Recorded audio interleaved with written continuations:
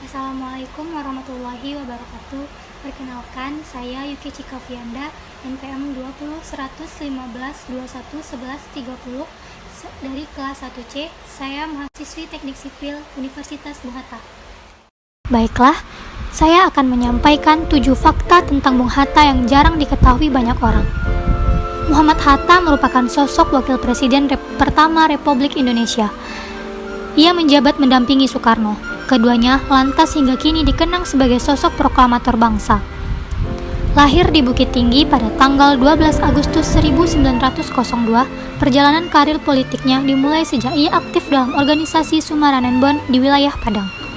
Tak hanya sebagai sosok politis, ia juga dikenal sebagai sosok negarawan dan pelopor koperasi. Berikut adalah 7 fakta tentang Bung Hatta. Yang pertama, sosok yang sederhana. Bukan menjadi rahasia bahwa Bung Hatta begitu ia akrab disapa adalah sosok yang sederhana. Ia pernah meminta asistennya untuk mengembalikan dana taktis wakil presiden yang sebenarnya merupakan haknya. Semua tawaran untuk menjabat sebagai komisaris perusahaan nasional dan internasional pernah ditolak Bung Hatta. Bahkan, jabatan yang ditawarkan Bank Dunia pun pernah dia tolak. Yang kedua, tak pernah berhasil memiliki sepatu impiannya. Pernah sangat berkeinginan membeli sepatu Bali, saking inginnya ia memotong iklan sepatu Bali dan menyimpannya di dalam dompet sembari berharap suatu hari bisa membeli sepatu tersebut. Sayangnya, sampai menutup usia, Bung Hatta belum pernah kesampaian membeli sepatu impiannya. Yang ketiga, sosok yang romantis. Bung Hatta menikahi Rahmi pada 18 November 1945. Saat Rahmi akan melahirkan anak pertama mereka, Hatta membuatkan sandwich spesial dan mengantarkannya pada Rahmi. Bung Hatta juga tipe orang yang selalu melihat arah matahari loh. Ketika lagi berkendara bersama sang istri, Bung Hatta akan duduk di sebelah kanan jika arah matahari datang dari kanan. Manis ya? Yang keempat, pernah berjanji tidak akan menikah. Tak hanya romantis kepada istrinya, Bung Hatta juga romantis kepada Indonesia. Berjuang untuk memastikan Indonesia merdeka dari tangan penjajah. Bung Hatta pernah berjanji tak akan menikah. Ia sempat berjanji tidak akan menikah sebelum Indonesia merdeka. Saat menikahi Rahmi pada November 1945, Bung Hatta menjadikan buku dengan judul Alam Pikiran Yunani, karyanya sebagai mas kawin.